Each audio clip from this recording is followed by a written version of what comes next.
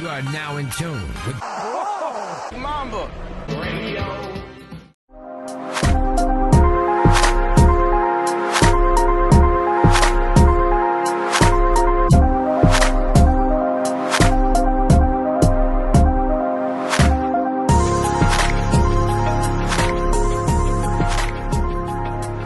Alright, what up, everybody? Thank you for tuning into Brown Mamba Radio. For those of you who don't know, my name is Jackson, and happy Aloha Friday to everybody out there. Hopefully you guys enjoyed your short week this week.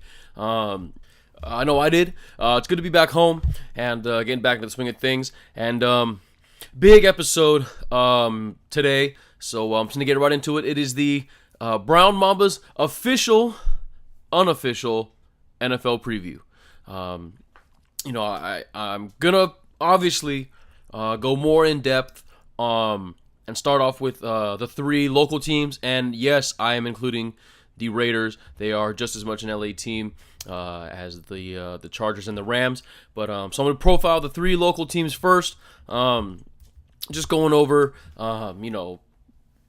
just like storylines from the team going into the season, stuff that happened in the offseason, best case scenario, worst case scenario, one big question, and ultimately how I think each team will do. And then I'll quickly just kind of give my rundown of how I think each conference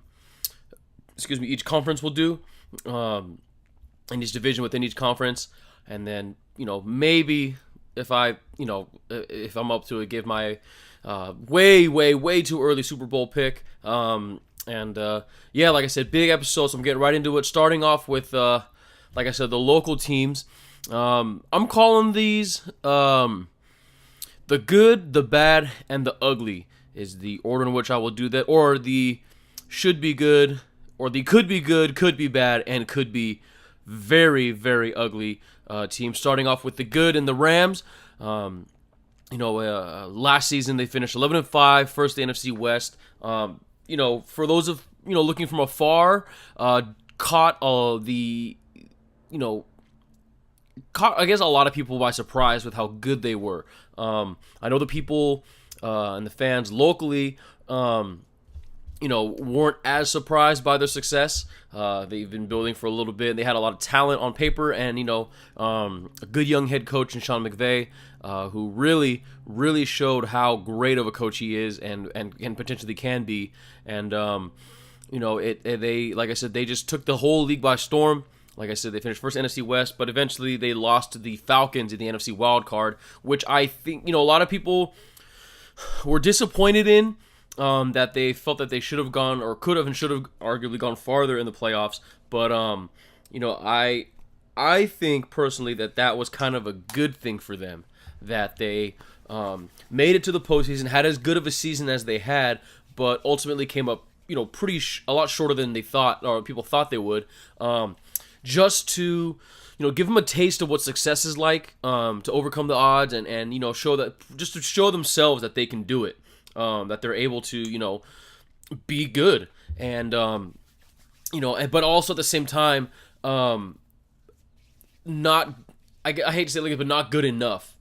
Just having that just dangling the carrot out in front of them, giving them a little taste of success, just so that way they can, like I said, they know what it takes to get there, but also know what they need to improve on in order to go further. Which I'm definitely not in the minority here. And I think that potentially they can be one of the best teams in football and, have a chance to go to the Super Bowl. And like I said, starting off with some of the things they did, they just stacked up their defense. I mean, they already had a good defense before last season. They were like top 10, I believe. Say the shout out to Mike Harper, we don't fact check around here. But I believe they were top 10. They're one of the best defenses in the league, top to bottom. And like I said, they just got way better. Obviously, the big news, I guess, but the big thing from the defense was, extending Aaron Donald. I talked about it in the last episode, but they finally reached an agreement on Aaron Donald. He, going to anchor that defense down, reigning defensive player of the year, and, like I said, he's looks like he's going to win many, many more. And like I said, a player as dominant as Aaron Donald, you just don't let go, which is a as I'll get to later.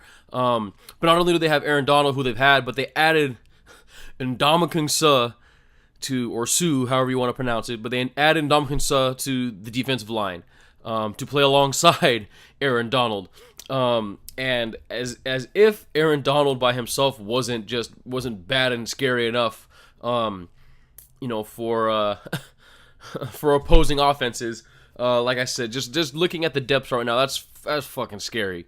Aaron Donald and Ndamukong Suh, and like I said, they beefed up the rest of their defense as well. They made some changes to the linebackers.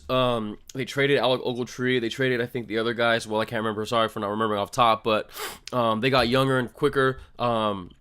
I liked Samson Ekebom from last year. They think that he'll be one of the top guys, to help, lock things in. Corey Littleton, I'm not 100% sure on, but like I said, they trust him. Mark Barron, like I said, the guy they have him listed on the depth chart as an inside linebacker, but obviously everyone knows him as a safety, and although given a bigger safety, he's like in that hybrid. Some people call them rovers. Depending on what system you've played in or know about, they call them bandits or a strong safety or whatever. But like a very strong safety, I guess in this case. But they have him playing more inside because of how fast and strong he is. Or more inside the numbers, or excuse me, not inside the numbers, but more inside the box, because of how big he is. But he can also, free range and run and cover, tight ends, or if they need to have him cover slot guy, and as a safety, because he's got the speed and agility and stuff like that of the safety and training as a safety. But the other place that they beefed up big time was the corner or cornerback, but mainly in the secondary. But bringing in or trading for Marcus Peters from the Chiefs and Aqib Talib from the Broncos.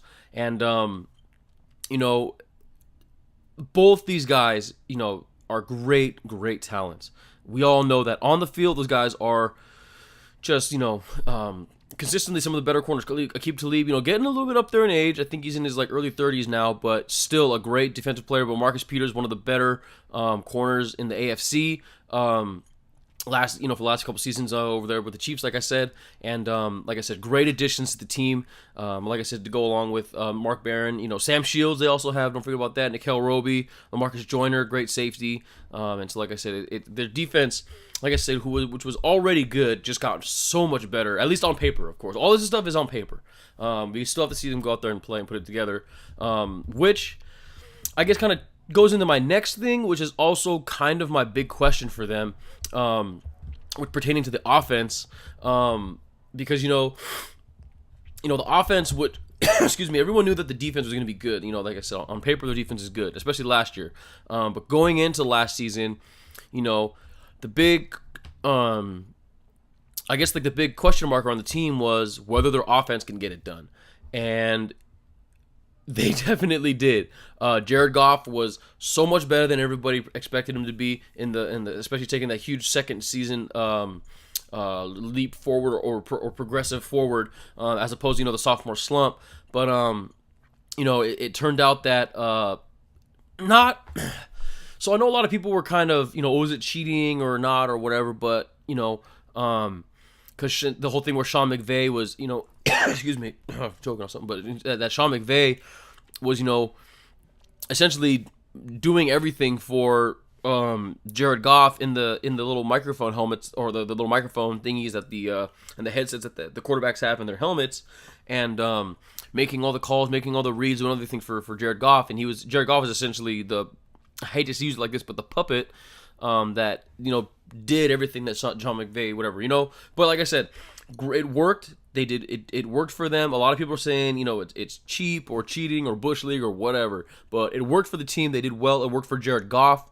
It worked for the whole offense, and that's the big thing. And then Gurley, just took the league by storm. Offensive player of the year, I believe. But just a great, just a beast. I had him on my fantasy team, and like I said, I was able to reap the benefits from his fantasy domination as well. And They also added Brandon Cooks, from the Patriots.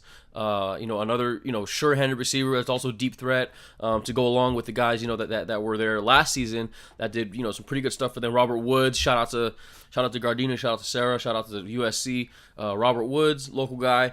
Cooper Kupp, who I also had on my fantasy team, which was my fantasy sleeper guy pickup. Just whatever reason, happened to get a lot of red zone touches and red zone touchdowns and stuff like that. But like I said, they added all together. The offensive line is still the offensive line, anchored by Andrew Whitworth on the left side, and like I said, they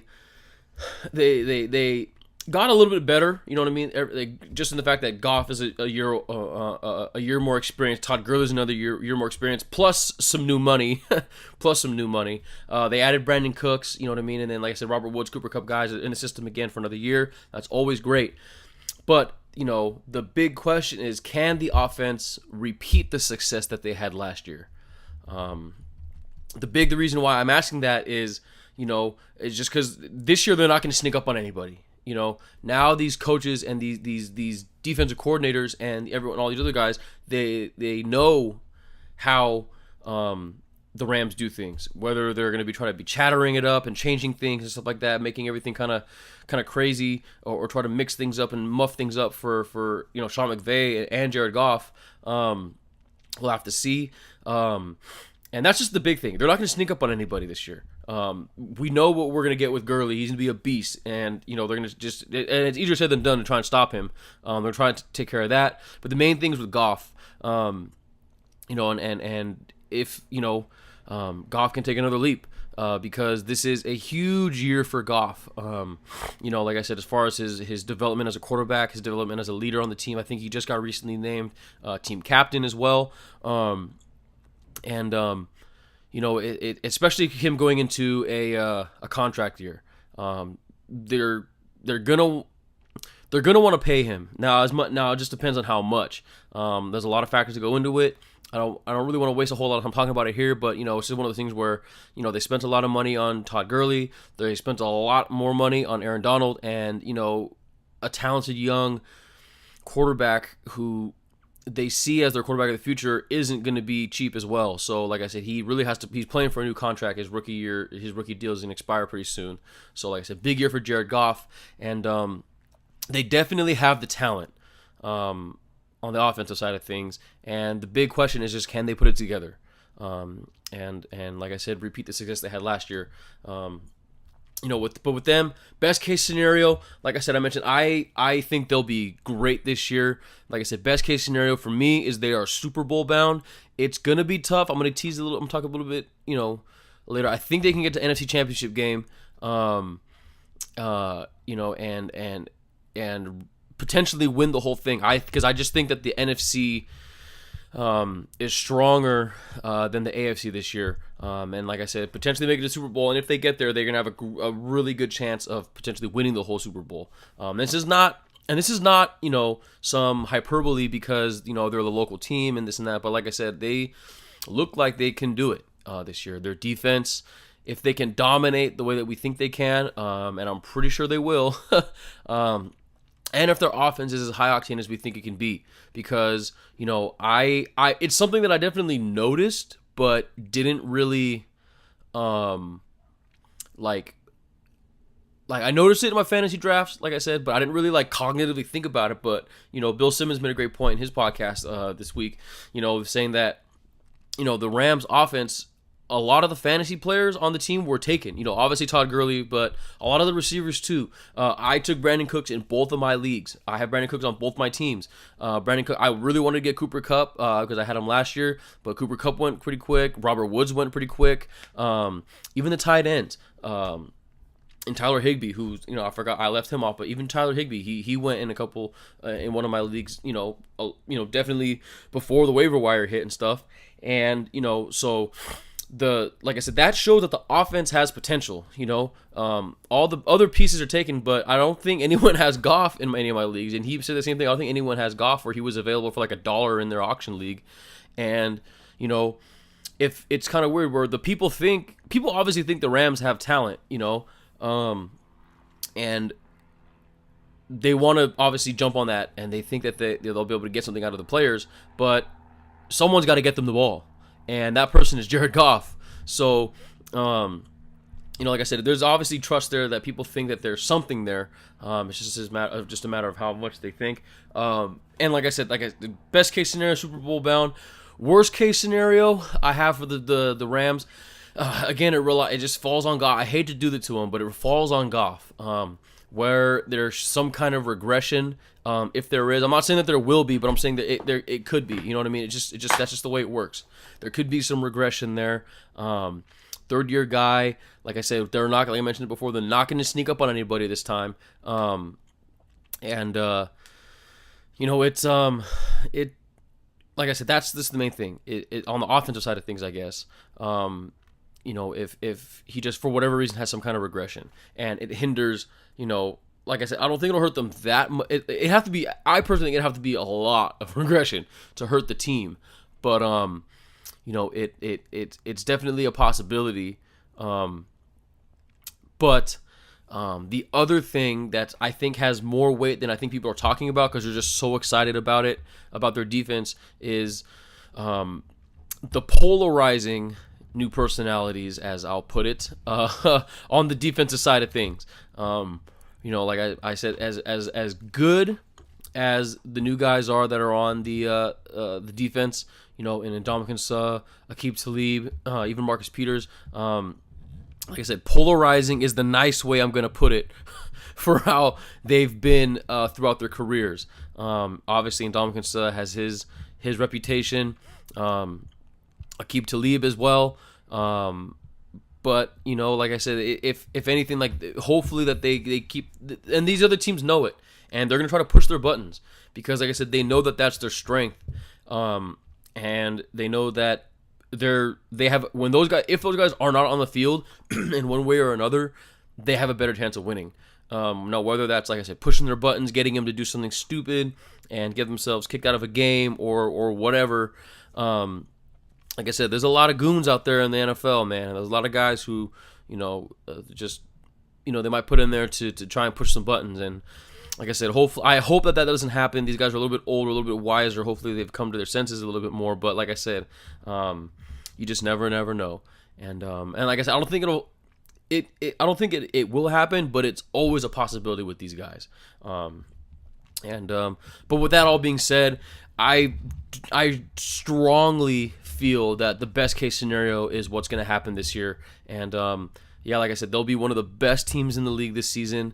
And like I said, don't be surprised if the Los Angeles Rams win the Super Bowl. And moving on to the bad, I guess, into the transition, not saying that they're going to be bad, but the Chargers, they're, I guess I'll just jump into the big question. I guess I'll jump into the big question now. Early is they're definitely the most hyped team of the offseason. And a lot of people are potentially saying that it could be an all LA Super Bowl. A lot of people think the Chargers can make it to the Super Bowl. And they're definitely. They are talented on paper. Like, on paper, they have a very good roster from top to bottom. Obviously they have, still have Phillip Rivers, who's probably 100 years old at this point, but still can get it going. A lot of people like Melvin Gordon. They're saying that him and Todd Gurley are pretty much the same kind of player, and they think that Melvin Gordon can have the kind of season that Todd Gurley has as well. They are getting Keenan Allen. They're getting Keenan Allen healthy, a full healthy season on Keenan Allen, especially after last season. They're getting Mike Williams back. They got Tyrell Williams and Travis Benjamin, who's always a deep threat and big play, big momentum swing kind of thing. And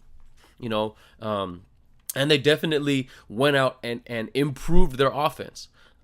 Big time. They got Russell Okung, who is older, yes, but still a very serviceable left tackle and a big guy out there. They added Mike Pouncey, again, a guy who's getting older, but still a real pro, and someone who can really, really help the team. And then just the defense, probably most underrated defense in the entire league, especially last season, anchored down by Joey Bosa, who I guess I'll just start doing it now. So part of why I think it's I think there's just maybe too much hype, and that's the question I have is there just too much hype around them? Because, you know, as good as they look on paper, as I'm saying, you know, it's hard to crown a team, you know, something like make them have such a tremendous leap like this. They didn't even make the playoffs last year. I didn't even mention that. They didn't even make the playoffs last year. They finished 9-7 and missed the playoffs. And a big part of that was they just seem to always catch the injury bug, and it's already affecting them right now. Like just before, as I was finishing up my notes for this, before Joey Bosa was ruled out. He's not playing week 1. He had a nagging foot injury, I guess, at practice, and he's not playing. So Joey Bosa, probably the most underrated defensive player in the league. As far as like mainstream goes, I know a lot of guys within the NFL and like, guys who are like, in the NFL Twitter and NFL, covering the NFL lexicon, love Joey Bosa. But like I said, as far as the mainstream, a lot of people probably don't even know who he is. But he is a dominating player, and he is out for week 1 with a nagging foot injury. Not to mention they already lost Hunter Henry, their first string tight end. He's done with an ACL injury. They also lost another big part of their defense in Jason Verrett. He's done for the season with an Achilles injury. Like I said, 2 huge losses for the team. And speedy recovery to those guys. Like always, you always hope that they get better. But like I said, and you never wish anyone gets hurt, but it's part of the game, and it happens, and it just seems to happen to the Chargers a lot. So like I said, they lost those 2 guys. Joey Bosa out for the first part of this, the first game at least. Corey Liuget, who is, I think he got like kind of injured, but he's also they had him skip everything because he's also been suspended for the first 4 games. But both their cornerbacks, are dealing with nagging injuries as well. I think Trevor Williams has an ankle injury, and Casey Hayward has a hamstring injury, or like little thingies like that, and or vice versa. But whatever. Either way, they're it's a possibility. And like I said, if they're healthy, that's everyone else says, well, if they're healthy, they're but like I said, a lot of times they're not healthy, and like I said, there's just been a history of them not being healthy, as well as the next thing I'm going to is they finished 9-7 last year, and they easily could have had maybe 4 more wins and potentially and won the AFC West and gone on the playoffs and did well, but they didn't because it's just for the last couple seasons now, or last few seasons now, the Chargers have been notorious for losing close games, for whatever reason, being close enough but not close enough at the same time. And for whatever reason, they just couldn't seal the deal. It would be whether it was a sloppy play or a turnover or a mistake or something, it would always be close. And I think like them and the Ravens over like the last couple of years have like had the most games lost by less than 3 points. And they're playing obviously one of the West Coast teams, so the majority of their games are the later half of the Sunday circuit, and it just always seems like for the last couple seasons now, when you turn on the TV, you see the Chargers marching down the field, with either less than 5 minutes, and they're trying to make a comeback, or they have a small lead, and then either they can't get it because whether they miss field goals, which is another big thing, missing field goals. Like I said, you guys can add that to the mistakes, missed field goals, or their defense just gave something up because, like I said, they were injured so much last year that they just had backups in there, and obviously the backups aren't as good as the starters, blah, blah, blah, but they just couldn't get it done for whatever reason. And it's like I said, it's just tough to try and give someone or a team that kind of praise when they haven't won anything before. It's crazy, and I'm not saying this as a diehard Raider fan, and I know I'm really trying to be as unbiased, as possible, because I do hate the Chargers with all my guts, but like I said, it's just they haven't won anything, And this has been the same narrative for the Chargers going back to the Schottenheimer era, when they had LT, and then the whole thing with when they were the best regular season team, they have all this great talented rosters on paper, going all the way back, like I said, to the Schottenheimer with when they first got Phillip Rivers, and LT and Antonio Gates was young, and they had McKeenan McCardell. And even on the defensive side of things, they had great defensive players. And like I said, they were always in it, but for whatever reason, they just never made any noise. And like I said, and it's been like this for like almost 10 years now, at least. And like I said, it's just, and it feels like it could be another one of those kind of seasons. And like I said, they're getting so much hype.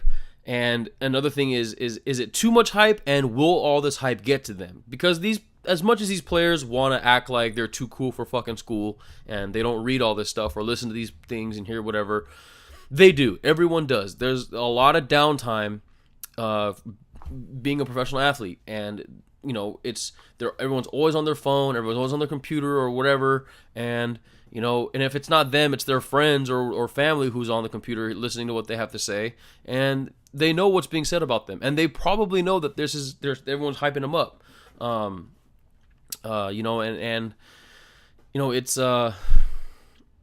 It's like I said, it's just tough to give a team this much praise before anything. A little cool your jets, man, kind of thing. But best case scenario with the Chargers is, everything clicks for them, because like I said, as much as I'm ragging on them, like I said, they do have a very talented roster that can get this done. But like I said, everything has to go as much as it's gone the other way for them, it has to go the right way just as well, or just as much for them in order to I guess be the Super Bowl contending team that people think they can be. And their ghosts of seasons past cannot come back to haunt them. They got to stay healthy, which they're already not off to a good start with. Like I said, with Hunter Henry being out, and Jason Verrett, and like I said, not having Joey Bosa for they're arguably their best defensive player for the first game of the season against the team who I think will be the best team in the AFC West, the Chiefs. But they got to stay healthy. They have to win these close games, and hand in hand goes with don't make the same mistakes. They have to be able to make the field goals when they matter. They have to be able to get stops when they need to, and like I said, they just can't make any same mistakes.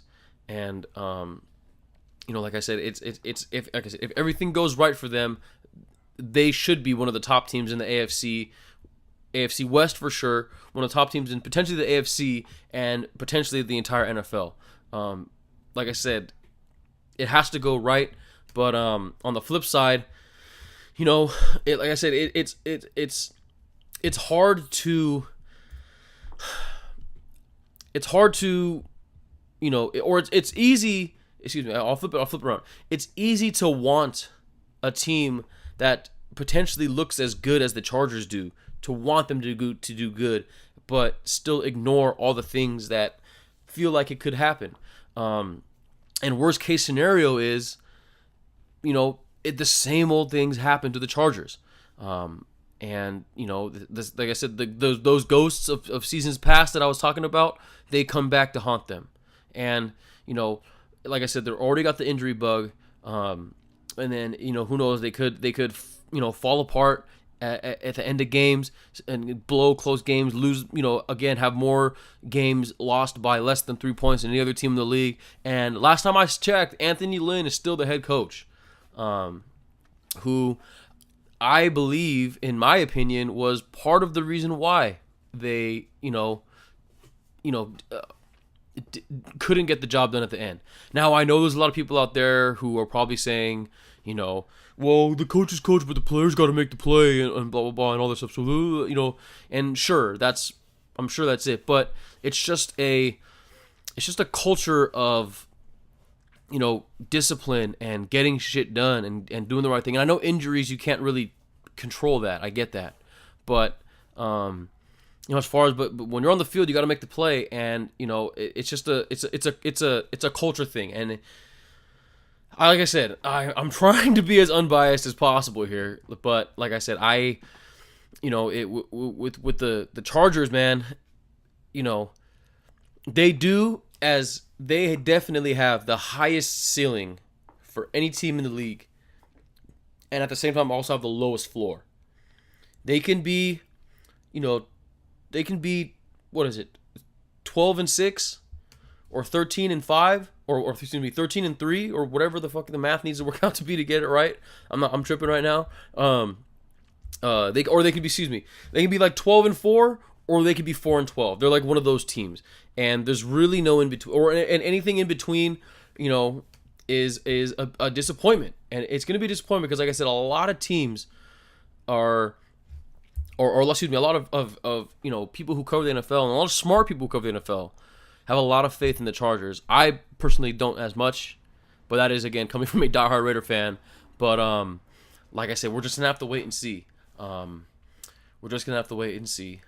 And now moving on to the ugly, the what could be very, very, very ugly. And I'm gonna do my best to not do a Stephen A. Smith impression and just lose my shit, or at least sound like I'm losing my shit and just go off and all that stuff. But my Oakland Raiders have, in my eyes, the potential to have such a bad season, and it's just based on what we've seen so far from them this offseason, it's looking like it's going to go that way, and it just, nothing looks good.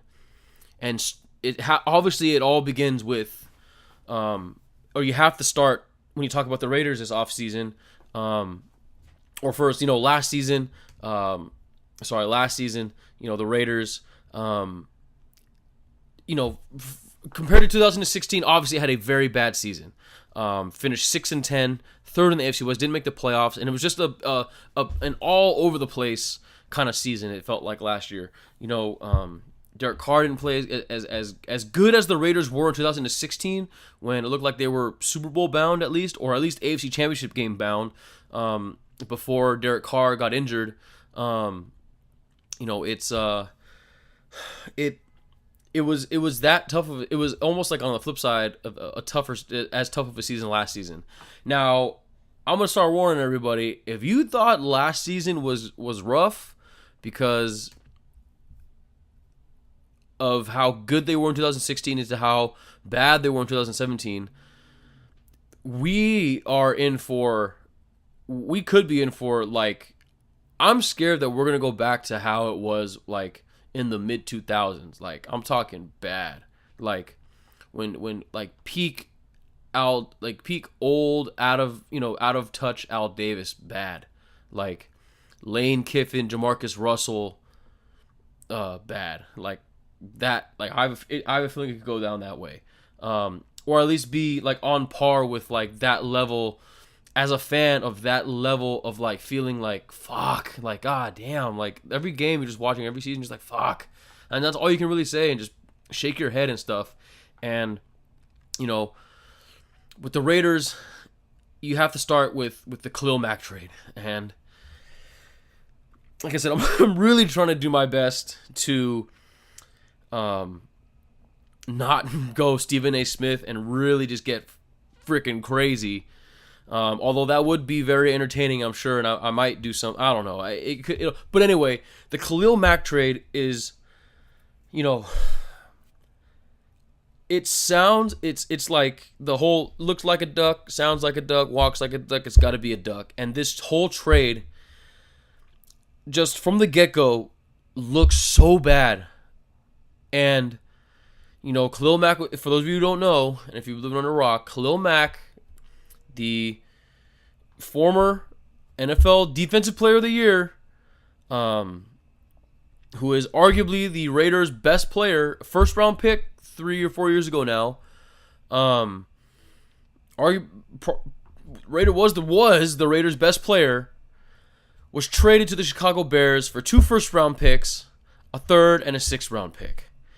And on top of that, we threw in one of our 2nd-round picks, which, if the Raiders are as bad as they probably will be, might end up being a pretty good pick. Might be towards the top of the 1st, 2nd round. So who knows how that's, and that's just like, that again is like just another thing was like, what the hell? And then that's going to be the theme of the Raiders offseason and everything that that John Gruden has done so far is just what the hell, or what if you really want to say what the fuck, like what the fuck is going on here, and like I said, they traded him away, and a lot of people are saying, wow, I can't believe they got them, blah blah blah. It's almost like players like this never come around. Yeah, good players like that don't come around because they shouldn't go or be around, or they should not be available. You don't just trade away your best player. You don't do that. There's a reason why these players are not available, because it just doesn't happen. The Rams knew what they had in Aaron Donald, Defensive Player of the Year. You don't trade him. You don't get rid of him. You don't let him walk.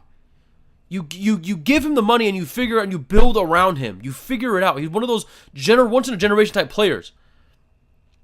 You don't trade away the best players. Like I said, and I know a lot of people are saying it, but imagine if the Ravens traded away Ray Lewis in like 2003 or 2002 or whatever. Or imagine if the Broncos traded Von Miller. Like imagine if the Broncos traded Von Miller, or who's another guy, like, or if I'm trying to think of other just like comparable, or if like the Giants traded away Lawrence Taylor. When these guys were just once in a generation type defensive players, especially, where they're already hard enough to come by, and you got one in the first round. You got one. They nailed the pick. Reggie McKenzie nailed the pick with Khalil Mack, and it was almost like you couldn't miss him. They nailed it, and they just traded him away. And on top of that, not only is he a good defensive player, but he just made he was the only thing good about our defense. And losing Mack just made our really bad defense even worse. The Raiders' defense last year was like bottom 5 in almost like every single category, if I'm not mistaken. And if they weren't, and maybe like, if you're gonna actually me, well, you know what? Maybe they weren't fucking good. They were not good. Raiders' defense sucked last year. They sucked. And I saw the big stat, whatever, that Robert Mace does in his power rankings. The big stat that he threw out was like, I think like Khalil Mack, I don't have it in front of me right now, but Khalil Mack had I think he had 70 quarterback pressure. I think they're calling the pressures, where anything where I guess that number considers anything where it includes sacks, hurries on the quarterback, touches on the quarterback, knockdowns, all that stuff. Whatever they tally it up, he had 70. The next closest guy on the team had 40. He almost doubled the next person by himself. And I think he had more than 3 guys combined. So that's just how dominant of a player he is. And is, again, the only good player on our defense. And he's gone now. He is gone now. And yeah, sure, first round picks are great, and I'm sure that that Gruden and the Raiders or whoever else, it's probably honestly just Gruden and Mark Davis at this point. I'm sure they want to build for the future, and I get that. And first round picks are good for that, obviously, and so are other picks. But at the same time, they're not sure things, and I'll transition into that a little bit later. They're not sure things.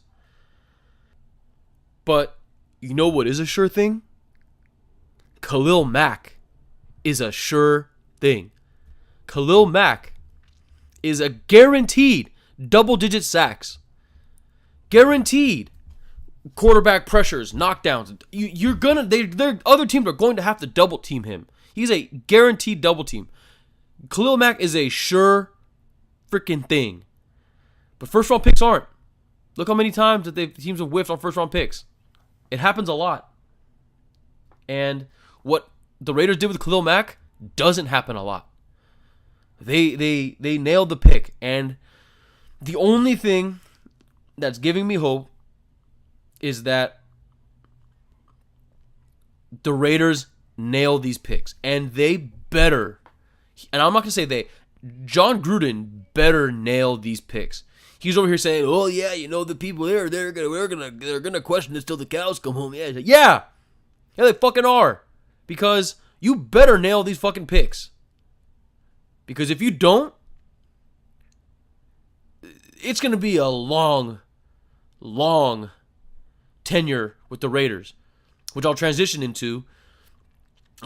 Just the John Gruden stuff. All the stuff that happened with John Gruden, I have not liked any of it at all. I've said it before, and I will say it again. I've said it from the beginning. You can go back all the episodes all summer long. I have never been a fan of this John Gruden signing.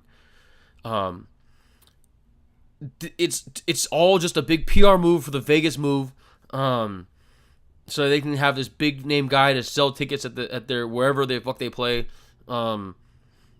and you know, John Gruden's going to be there. Like I said, it's going to be a long tenure for him if it doesn't work out, because he's on a 10-year, $100 million deal, which right off the bat shows that the team, or at least Mark Davis, values John Gruden over the players, which is never a good thing for a football team, let alone or any business.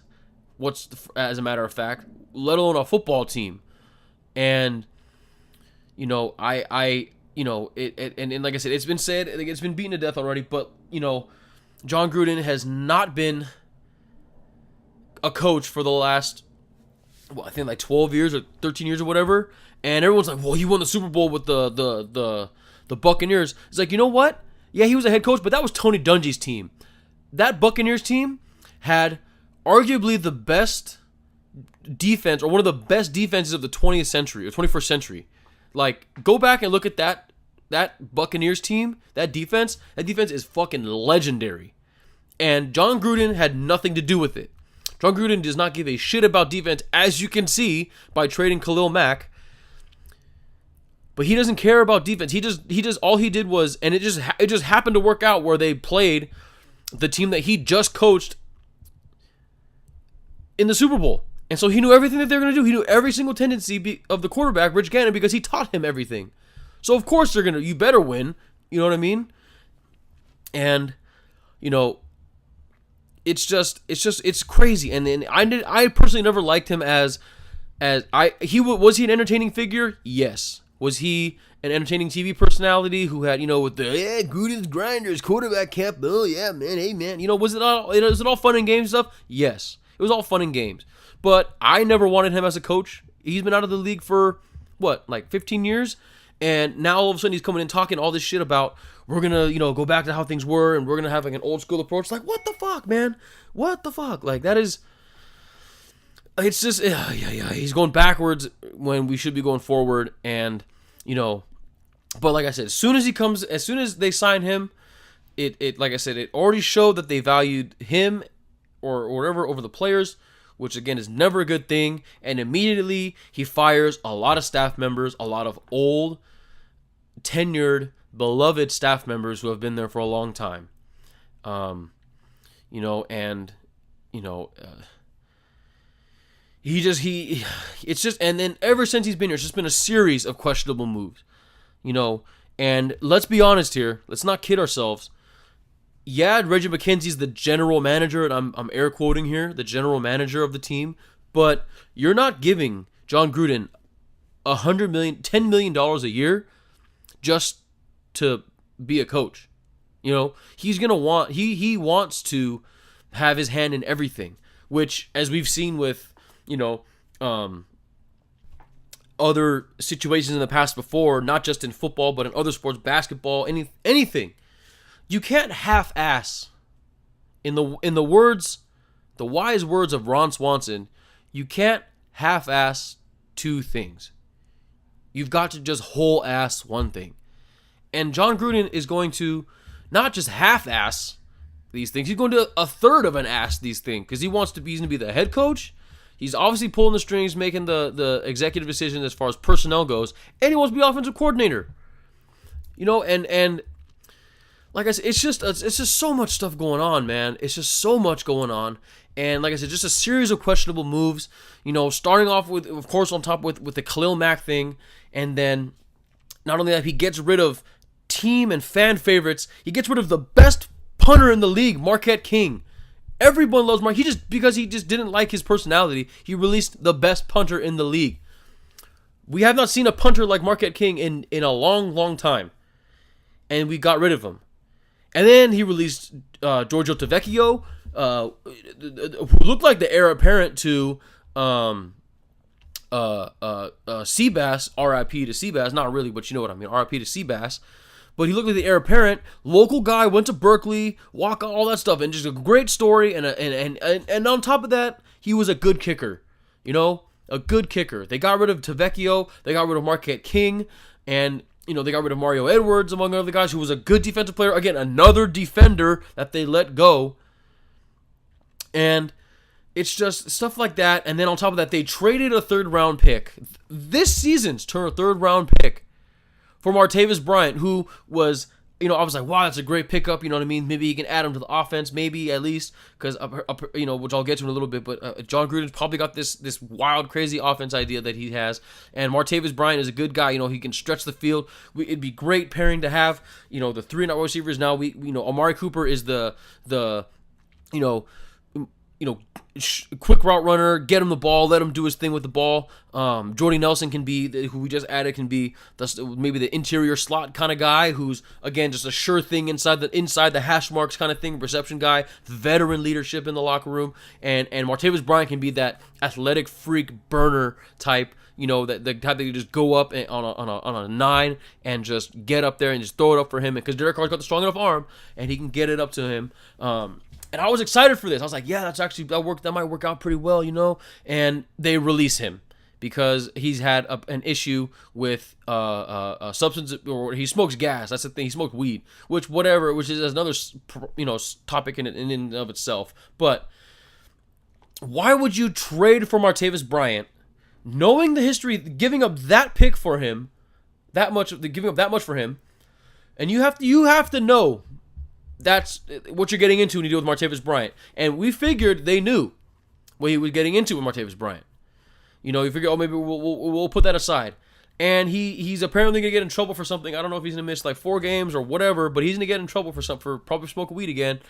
And he's going to be disciplined for it. And they just released him. It's just like, what is the point of getting rid of him if you have to know what you're getting yourself into with him or certain players? And we essentially just gave the Steelers a 3rd-round pick for nothing, which might be good again because the Raiders are probably not going to be good. And not only that, then they do some shit like they traded for and then just traded away Ryan Switzer, and they got, it's like Barry Switzer's son. It's like, what the fuck is going on here? And then they added Doug Martin and his mediocre stats. Mediocre is nice.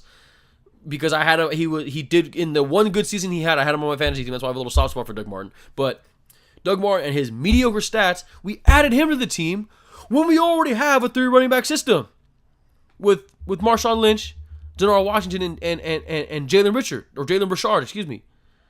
Like, what are we doing? What is going on here? And on top of that, if you go look through I can't do it because there's just too many to go through. All the defensive players that are no longer on the team that he let go. And just looking at this depth chart, it's the defensive depth chart is fucking sad. I don't know who any of these guys are. It's fucking sad. Like, we still got Reggie Nelson. He's 2nd on the depth chart at safety. What is that? Carl Joseph looks like he's whatever at safety. We got rid of Malcolm Smith. We don't have Malcolm Smith anymore. But let's get rid of the old Malcolm Smith. But let's bring in the even older Derek Johnson. Let's do that. That's great. Let's trade away our best defensive player, Khalil Mack, and also trade away another good defensive lineman in Mario Edwards. Let's bring in Frosty Rucker and have Frosty Rucker on our team. He's on the team. I didn't even know we had him. Sure, we got Justin Ellis. We got Jelly Ellis. We got Bruce Irvin still. I don't know who Tank Carradine is. I don't know who most of these guys are. I don't know who Tahir Whitehead is. I don't know who Emmanuel Lemur is. I don't know who any of these guys are. This is insane. Let's who else we should bring in? Let's also bring in Dominic Rogers-Cromartie because he's also over 30 years old and just bounced around teams for the last couple seasons. Let's do that. I don't know what is going on with this team. And I'm gonna just go right I'm just gonna go right into it and with the best case scenario because I'm an optimistic guy, even though it doesn't sound like it.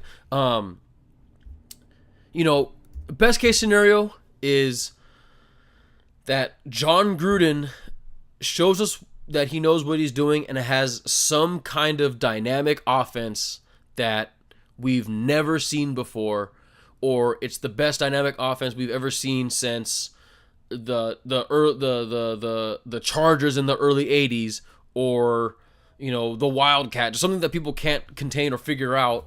And or if he doesn't, at least he shows signs that, hey, oh shit, he knows what he's doing here. He's got some crazy offense here that nobody can stop. But chances are it won't be, because it's probably going to be West Coast based, and it's not like teams have been using West Coast offense type schemes and plays and philosophies since, I don't know, Bill Walton in the 1980s. I don't know if anyone's ever seen that before.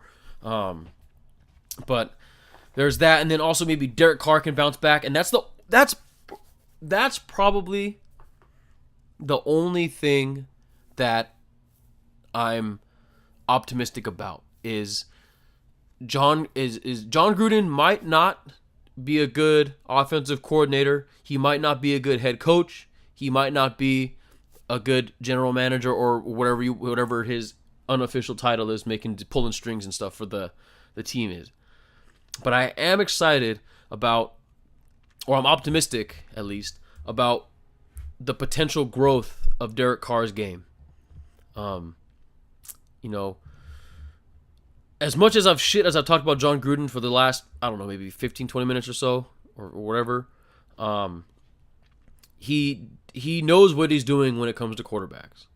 He helped, everyone knows he most famously, came into Oakland with a just not struggling, but, a guy with a lot of potential, a lot of talent, but just couldn't put it together in Rich Gannon. And he went there, and he made Rich Gannon an MVP and took him to the Super Bowl and all that. So I'm hoping that John Gruden still has some left in the tank and can do the same thing for a guy like Derek Carr, who has all the talent in the world, all potential in the world, showed that he is can be a great quarterback. And hopefully out of any of this, that John Gruden can help Derek Carr get to that next level. Now, I'm not saying he'll make him an MVP or anything like that or whatever, but I'm saying Derek Carr has all the tools, the physical tools to do it. He has the mental and intangibles to want to get to that level. And he is obviously the heart and soul of that team. And hopefully, like I said, John Gruden get him to that, can help him take the leap to the next, make the leap to get to that next level. And last thing from the best case scenario is that the defense isn't that bad, which probably isn't going to happen. But let's not kid ourselves here. I mentioned it in the beginning. I think the Raiders have the potential to have a disastrous season. And for all the reasons that I mentioned before, I like absolutely nothing that John Gruden has done so far. It's just, like I said, I get, sure, like they brought him in, he's gonna have a lot of power and a lot of executive decision here, and sure, maybe he doesn't like the team, and he wants to get things, up to his standards, or make things how he wants to do it, and come in and air quotes again here, change the culture of the Raiders. But it just feels like big ego, my way or the highway type of shit, man. And it's just not good.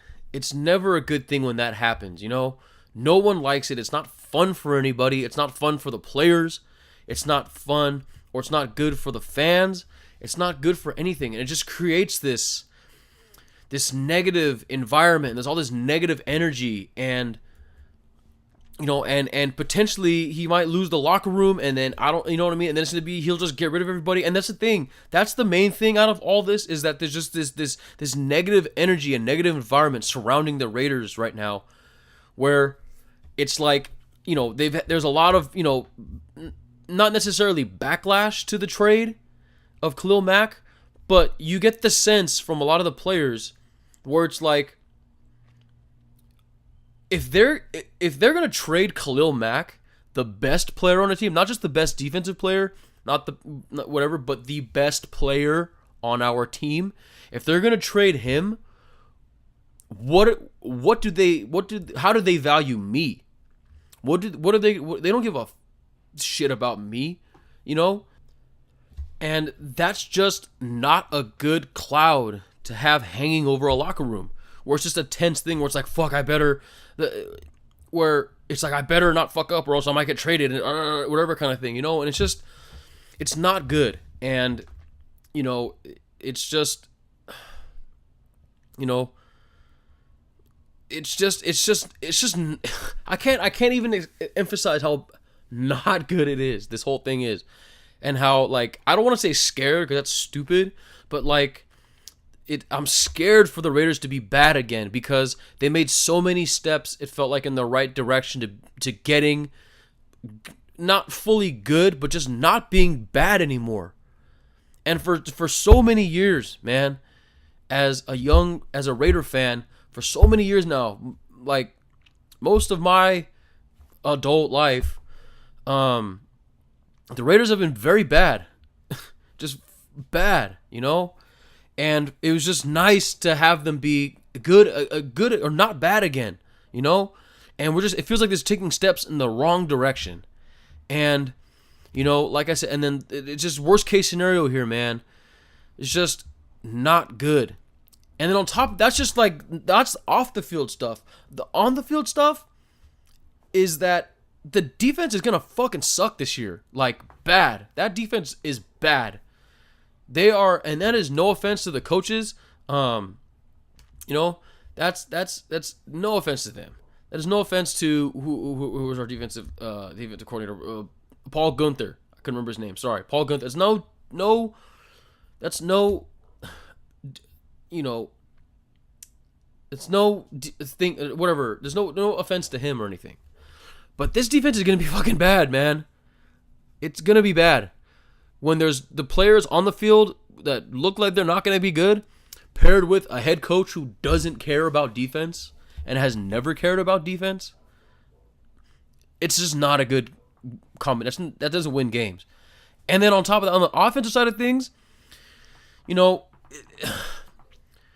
it's the first year of a new coach and a new system is always tough. There's always going to be growing pains. You know, no matter how potentially good of an offense it could be, no matter how potentially good of a coach Gruden could be, no matter how, you know, potentially good everything could be with Carr and a Cooper and all these guys, no matter how potentially good it could be, it's all the year one in learning a new system is always tough. And, you know, that's this thing. And it's on top of that, man, on top of all this going on, this is the Raiders' last year in Oakland. I'm finally going to be going up to a game. It's been my dream to go sit in the black hole and watch a game. And it just sucks that this is, you know, that this is how the last year in Oakland's gone. You know, especially considering how good Oakland, the city of Oakland, has been to the Raiders. And it just sucks, man. This sucks. And it just like I said, I'm trying to be optimistic about it. I really, really, really want to be optimistic about it. But again, if it you know, walks like a duck, talks like a duck, shits like a duck, looks like a duck, it's probably a duck. And I just don't like any of the moves that have happened so far. And you know, it's just the Raiders are going to be the most unpredictable team this season, and not in a good way.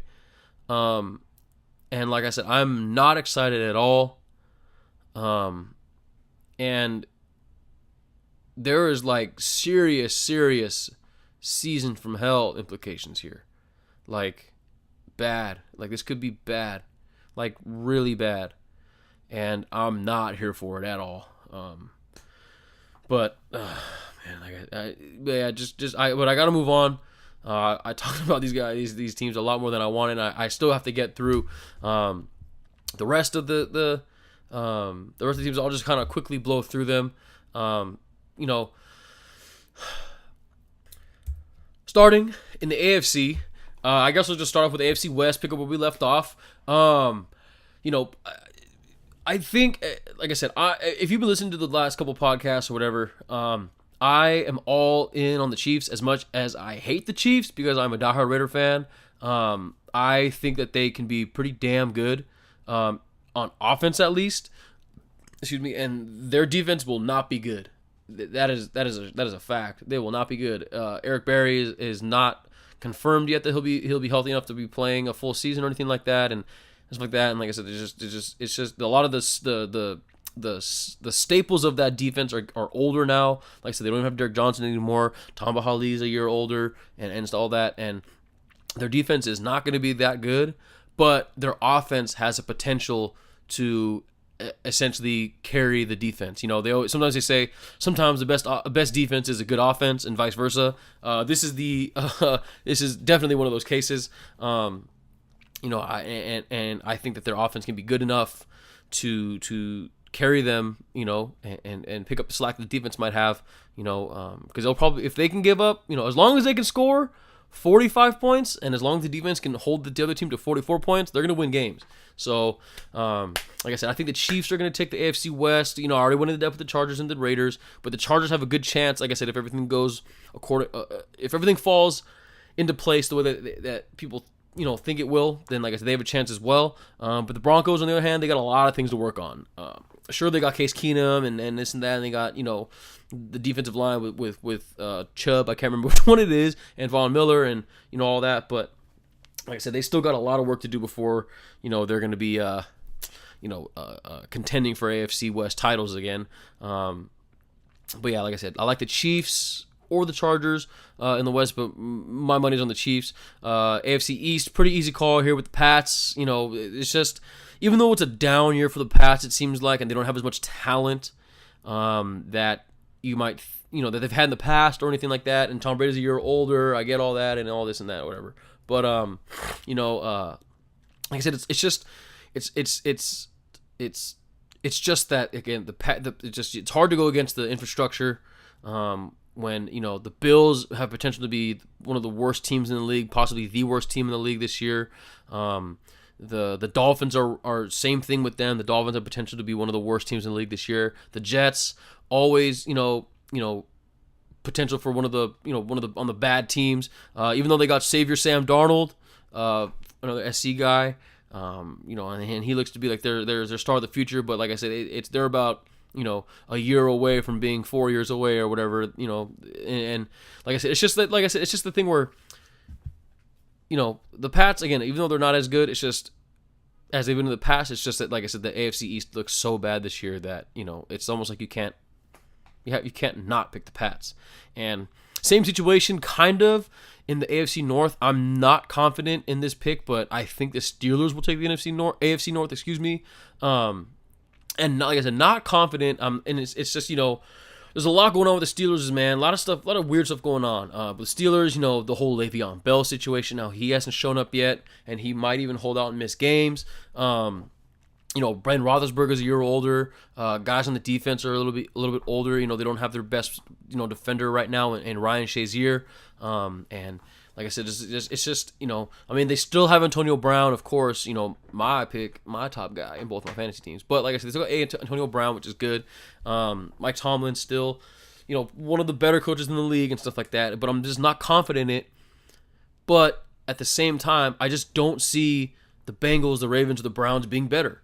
You know, the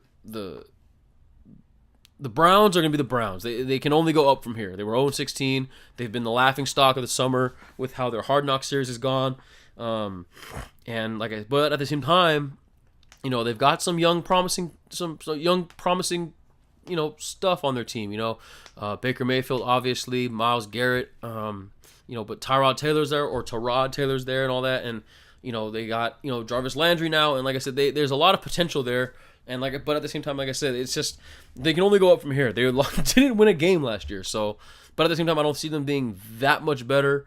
The Ravens, you know, they got a lot of problems themselves, and like I said, I don't see them being like a sleeper team or anything at all, because like I said, everyone's down on them. But I do see them maybe having a chance. If the Steelers aren't, it has to be like a perfect storm where if the Steelers aren't good, and if Lamar Jackson can come in and is good and has that boom, that just inject the team with a little bit of energy, and just a change of pace from Joe Flacco kind of thing, that they might be able to sneak in there maybe. But on the same time, again, the Bengals, who a lot of people are liking to be a sleeper team, and I just think that if anything, they have the best chance to win the AFC North other than the Steelers. And I'm not saying that, like I said, again, just another on paper talented team, with AJ Green, and Andy Dalton, who's actually gotten a little bit better, people are liking a little bit more.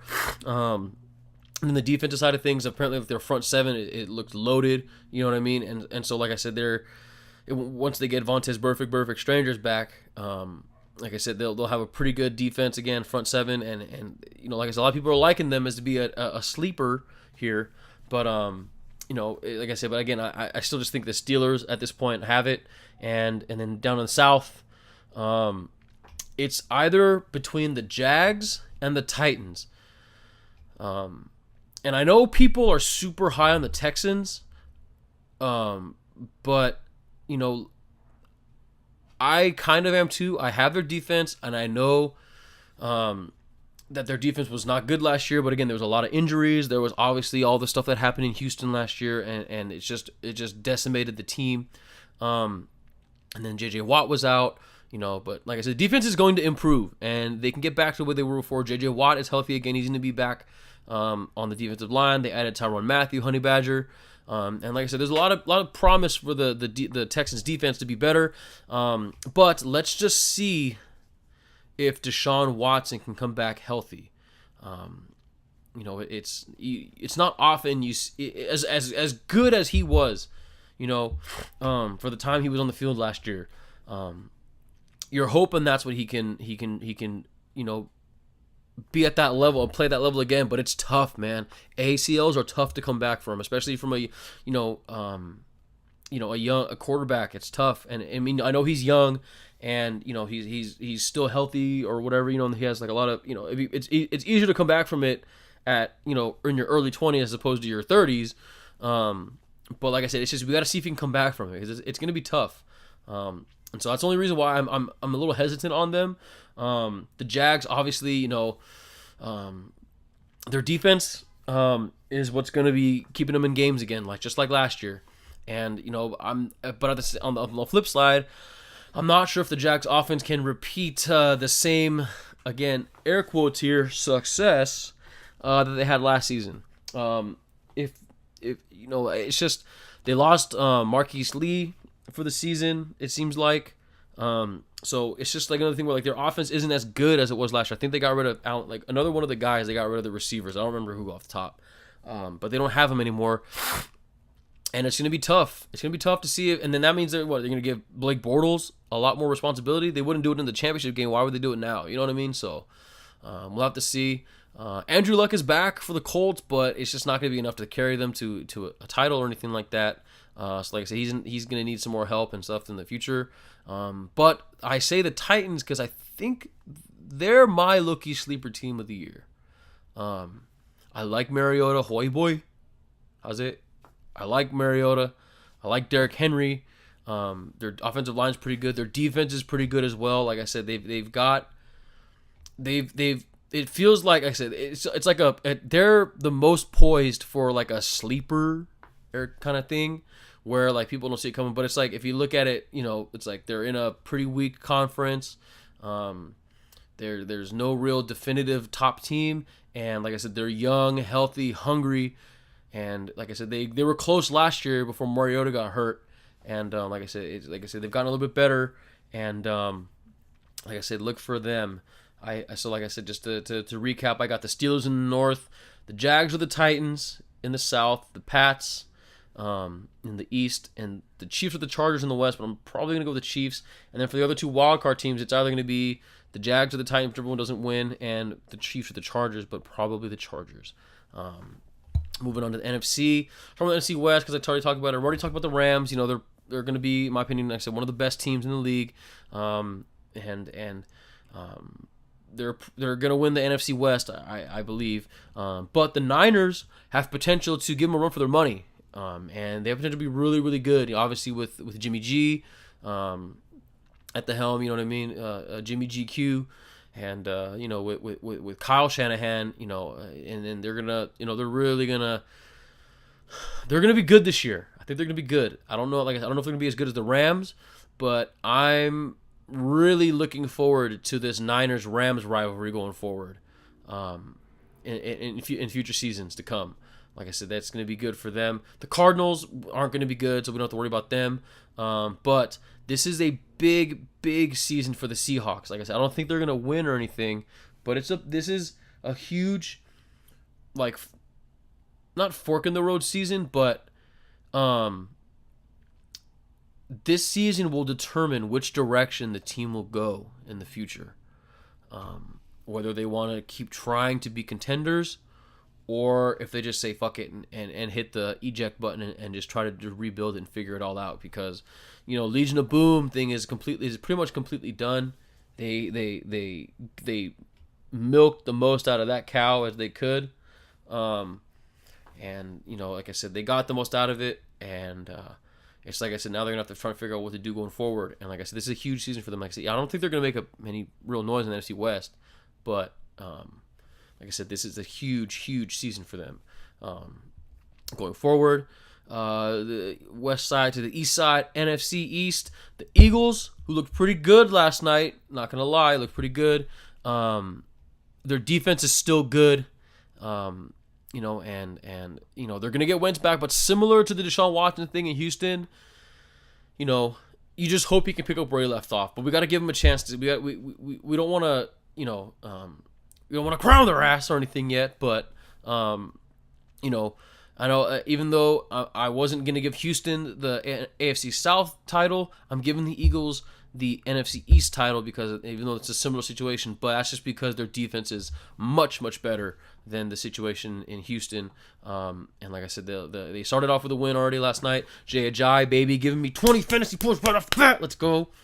And like I said, Eagles fly. They're going to win their I think they're going to take the NFC East. The other teams in the NFC East, it's just the Skins are still the Skins. They're just trying to figure it out. They might make some noise and potentially be a spoiler kind of team with Alex Smith and those guys. But like I said, they got injury problems themselves. Got to figure things out on the defense. And I mean, what's the point of having a good quarterback if there's somebody to throw to? A lot of excitement for the Giants. They're going to get OBJ back, who's on a new contract.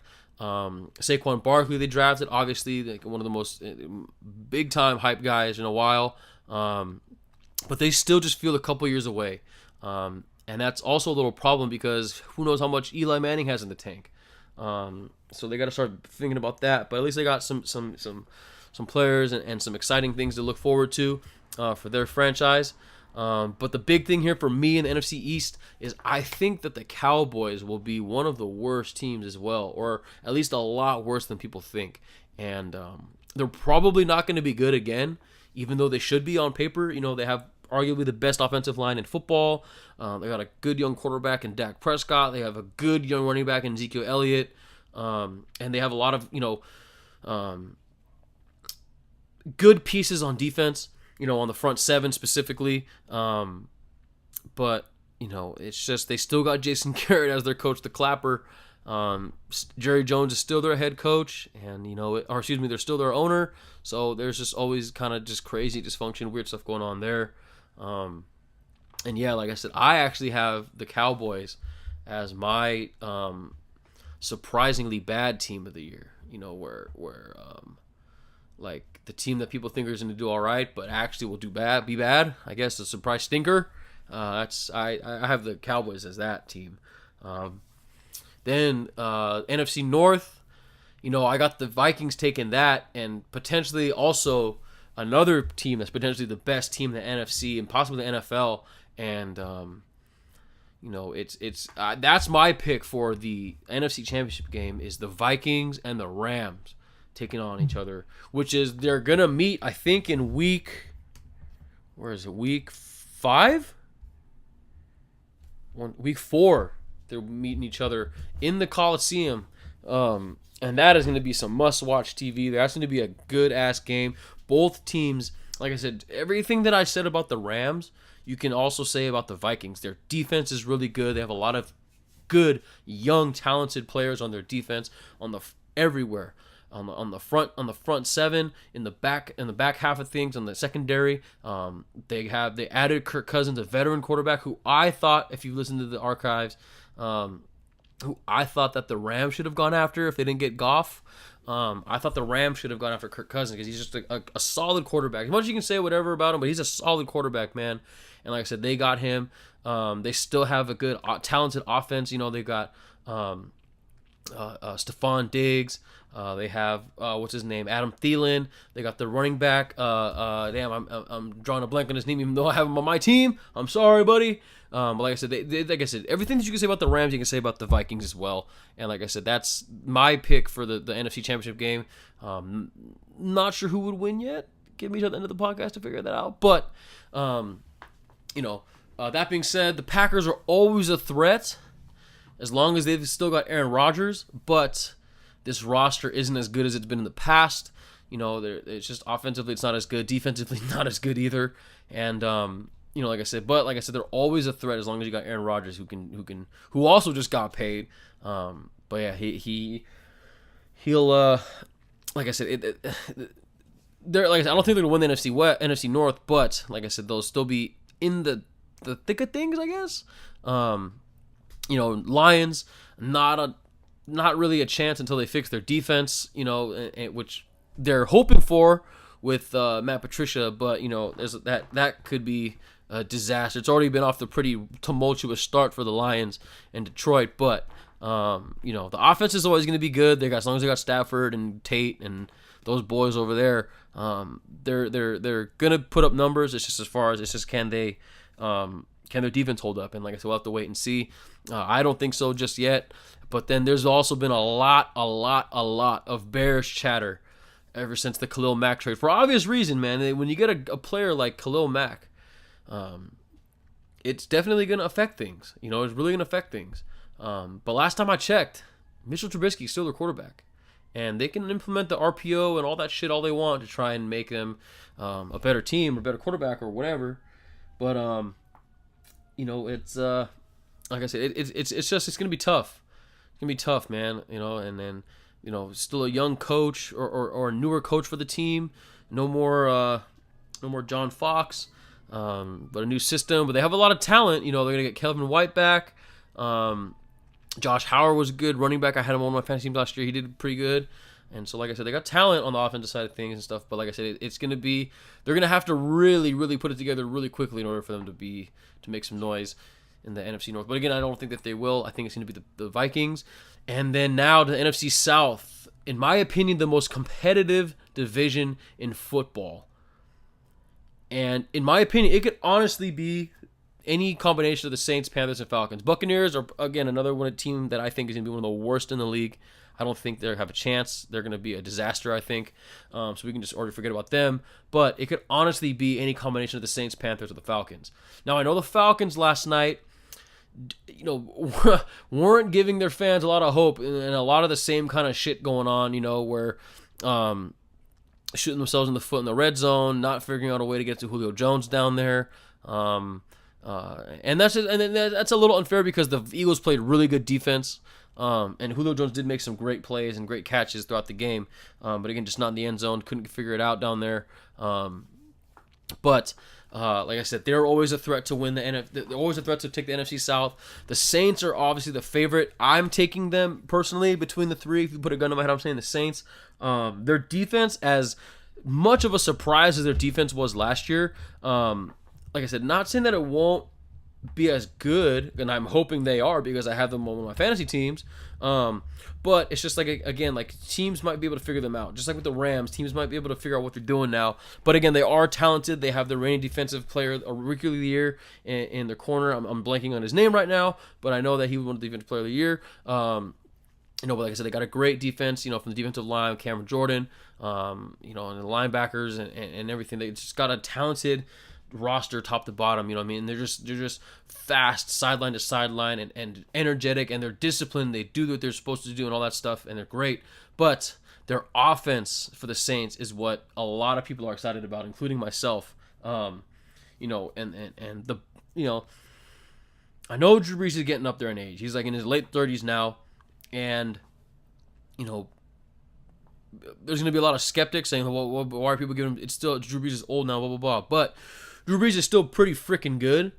And if you give him the talent that they have, it could be fucking special, man. Alvin Kamara, obviously, just the NFL's favorite, everyone in the NFL's favorite player last year, just out of nowhere. Very, very good, very, very quickly for the Saints, running the ball and receiving the ball out of the backfield. And then Mike Thomas is everyone's. It feels like everyone's like favorite receiver, not named OBJ, Antonio Brown, and Julio Jones or DeAndre Hopkins. And he has. There people are slating him as having a monster season this year. Just like I said, just based on everything that I've been reading and stuff, which is a good thing for the Saints. And like I said, they look like they have a monster offensive season. But the thing is also, I'm saying don't sleep on the Panthers. I personally think that along with the Titans in the AFC, I think that the Panthers can be a sleeper good team out of the NFC.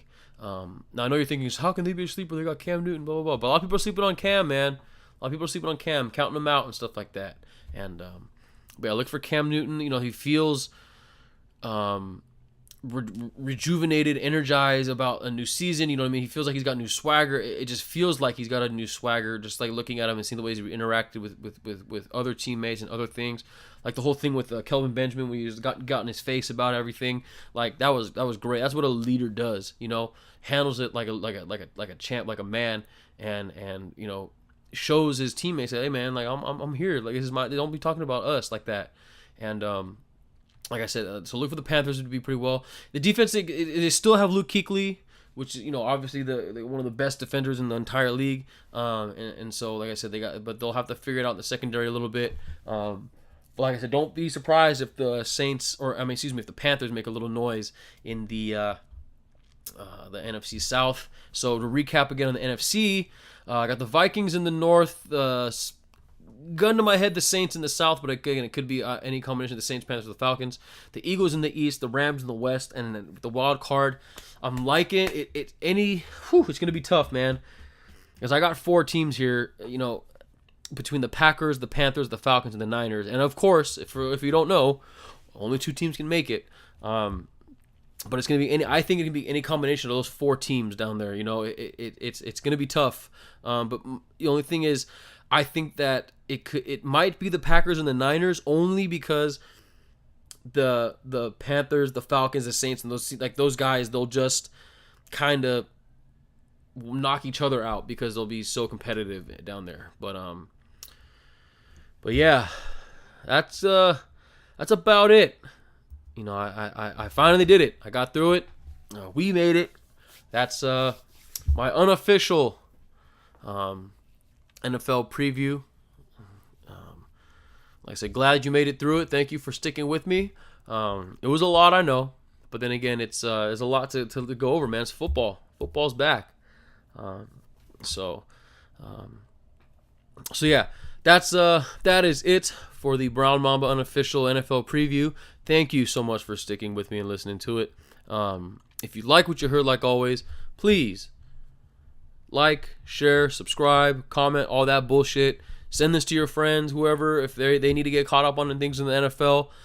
Send this to your friends, your family, whatever. You know what I mean? The season technically already started, I know, but the big games and stuff don't happen until Sunday. So that's why I'm getting this out now. So you can, if you need to get caught up last minute. Like I said, because I do this for you guys. I do this for all of you. I take the time out of my day to do all this research. And so like I said, it's all for you. So like I said, I appreciate it if you share the love.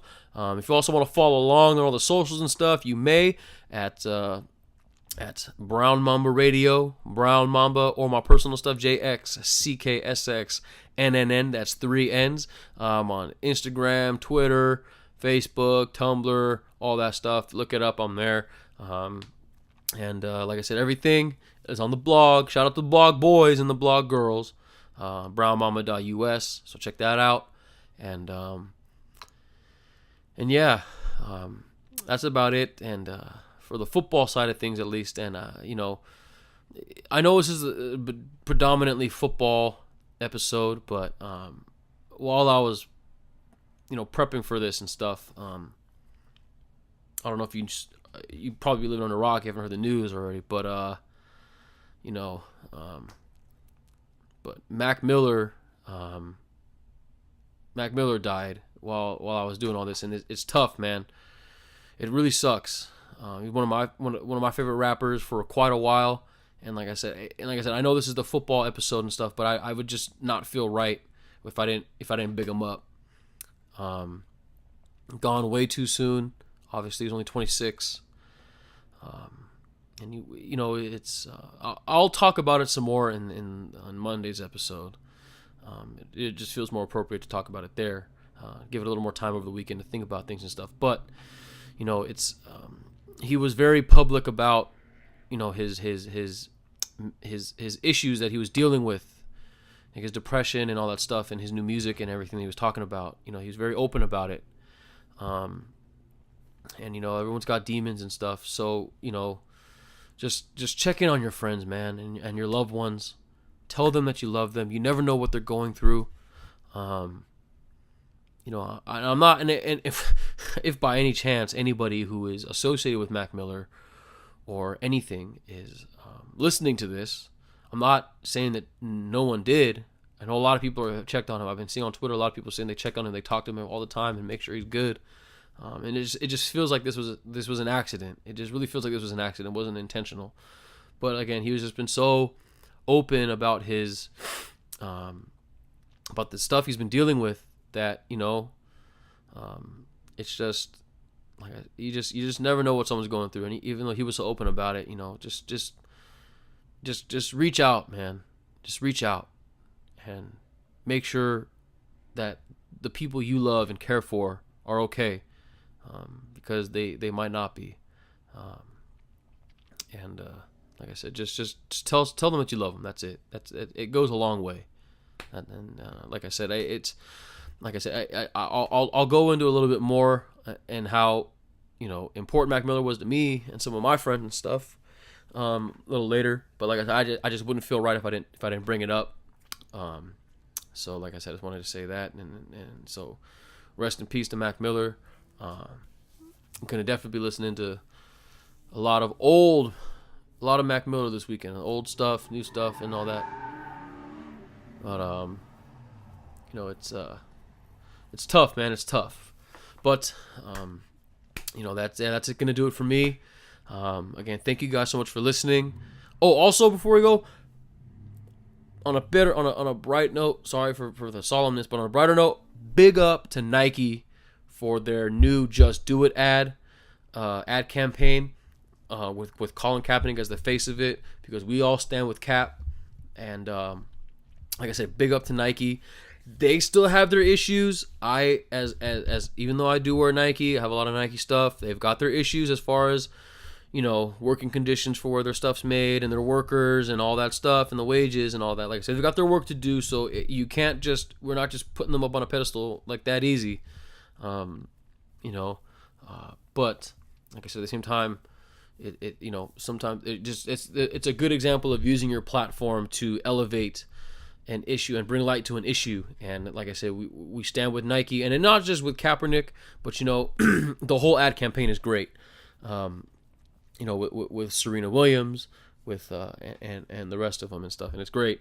But again, we stand with Cap. Big up Nike for their new for standing with him as well.